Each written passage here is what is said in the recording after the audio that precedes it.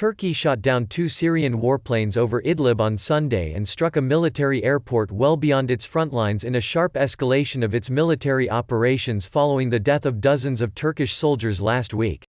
Ankara has ramped up its attacks, including drone strikes, against the Russian-backed Syrian forces since Thursday, when 33 Turkish soldiers were killed in an airstrike by Damascus.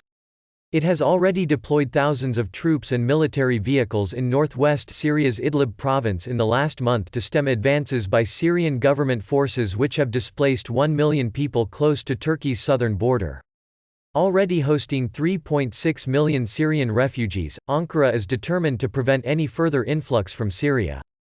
It has also let migrants cross its borders into the European Union, in an apparent effort to press for EU support in tackling the Syria crisis.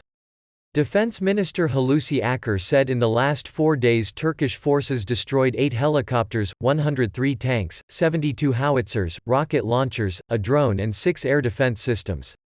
He dubbed Turkey's operation, its 4th incursion in Syria in 4 years, Operation Spring Shield. In response, Syria's army said it shot down 3 Turkish drones and warned it would take down any aircraft breaching the airspace over the northwest, which has been controlled for years by Syrian President Bashar al-Assad's main ally Russia. Despite the warning, Turkish warplanes downed 2 Syrian warplanes, while Turkey's state-owned Anadolu agency said the Turkish military had targeted and rendered unusable Nirab airport, west of Aleppo city. Turkey-backed opposition commanders also said Kuwairs Airport, east of Nirab, had been bombed since midnight.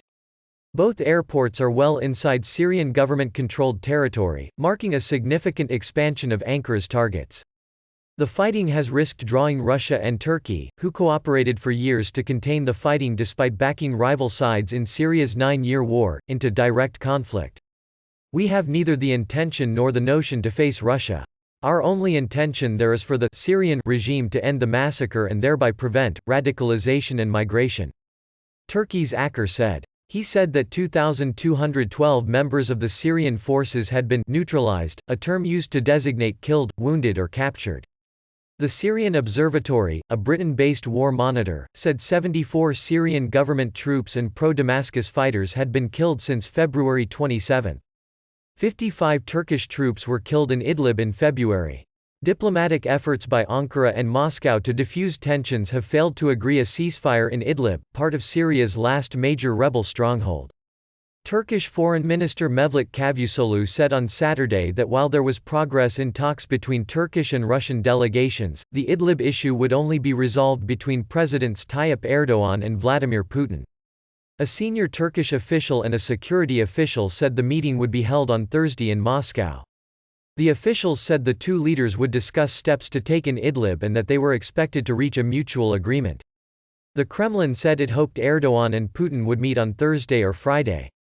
Cavusoglu and his Russian counterpart Sergei Lavrov agreed on the need to create a favorable atmosphere to improve working relations between their countries, Russia's foreign ministry said.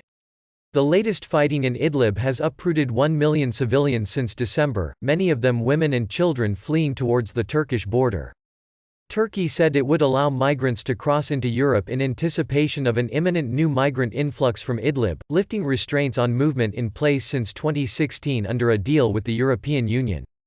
Greek police fired tear gas to repel hundreds of stone-throwing migrants who sought to force their way across the border from Turkey on Sunday, witnesses said, with thousands more behind them after Ankara relaxed curbs on their movement. NL8N2AU05E Turkey's borders to Europe were closed to migrants under the accord between the Turkish-EU deal that halted the 2015-16 migration crisis, when more than 1 million people crossed into Europe.